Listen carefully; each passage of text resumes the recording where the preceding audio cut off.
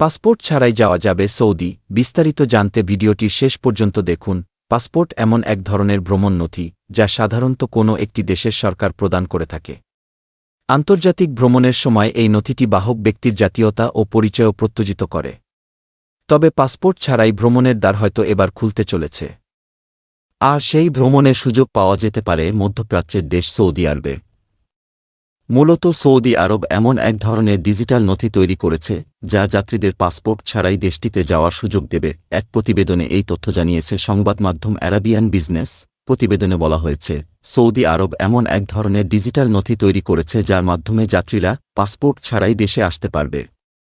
Riyad international convention এবং exhibition সেন্টারে অনুষ্ঠিত এলইএপি 2024 সম্মেলনে স্বরাষ্ট্র মন্ত্রণালয়ের প্যাভিলিয়নে দর্শনার্থীদের জন্য ডিজিটাল এই নথি প্রদর্শন করে সৌদির জেনারেল ডিরেক্টরেট অব পাসপোর্টস।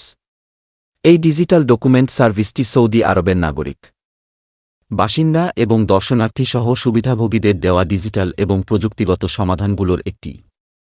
এর আওতায় থাকা ব্যক্তিরা সৌদি আরবের অভ্যন্তরীণ নানা পরিষেবা পাবেন। মূলত পরিষেবাটির লক্ষ্য হল একটি একক বা ইউনিফাইড নম্বর দেওয়ার মাধ্যমে দর্শনার্থীদের সৌদি আরবে আগমন প্রক্রিয়া আরও সহজ করা। দর্শনার্থী বা ভ্রমণকারীরা দেশটির স্বরাষ্ট্র মন্ত্রণালয়ের অ্যাপসার ইলেকট্রনিক প্ল্যাটফর্ম থেকে তারা নিজেদের ডিজিটাল পরিচয় বা ইউনিফাইড নম্বর বের করার সুযোগ পাবেন। এই ডিজিটাল পরিচয় দর্শনার্থী বা ভ্রমণকারীদের মোবাইল ফোনের মাধ্যমে সৌদির মধ্যে তাদের সমস্ত গতিবিধিতে ব্যবহার করা যেতে পারে। আর এতে করে কোনো পাসপোর্ট থাকার প্রয়োজনীয়তা দূর হবে।